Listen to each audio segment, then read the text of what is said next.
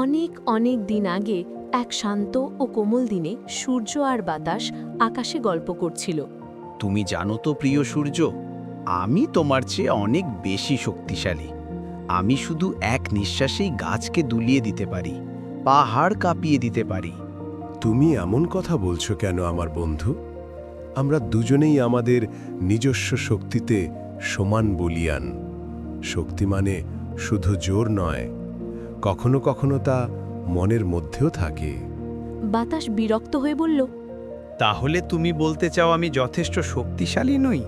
তুমি কি বলতে চাও আমি তোমার চেয়ে দুর্বল? সূর্য কোমলভাবে বলল, ঠিক আছে, তাহলে যদি এমন হয় তবে চলো এই ব্যাপারটা চিরতরে মীমাংসা করি। কিন্তু বাতাস আরও রেগে গেল। ঠিক সেই সময় বাতাসের দৃষ্টি পড়ল নিচে এক পথিকের ওপর, যে নীরবে হাঁটছিল এক গ্রামের পথ ধরে।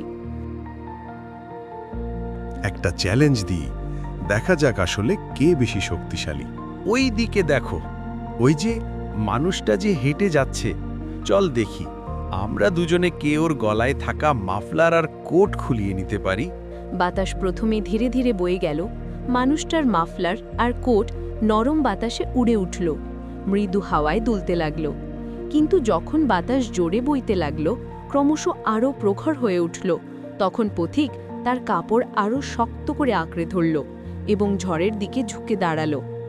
শেষ পর্যন্ত পথিক হাঁটা থামিয়ে রাস্তার ধারে বসে পড়ল, আর তার মাফলার ও কোট আরও শক্ত করে শরীরের চারপাশে পেঁচিয়ে নিল। ঠিক আছে, এখন তোমার পালা, দেখি তোমার নরম আলো আর নিঃশব্দ উষ্ণতা কি করতে পারে। কোনো কথা না বলে সূর্য মৃদু হাসল। তার কোমল উষ্ণ আলো মাটির ওপর ছড়িয়ে দিল। পথিক অনুভব করল এক ধরনের আরামদায়ক উষ্ণতা, যেন তাকে কেউ আলতো করে জড়িয়ে ধরেছে। ধীরে ধীরে সে উঠে দাঁড়াল, তার মুখে শান্তি আর প্রশান্তির ছোঁয়া। এ কি, ও যে উঠে দাঁড়াচ্ছে, ওর মাফলার ঢিলে করছে, হাসছে পর্যন্ত। তুমি কিভাবে এটা করলে? সূর্য শুধু মৃদু হেসে বাতাসের দিকে তাকালো। আরেকটু উজ্জ্বল হয়ে উঠল তার আলো।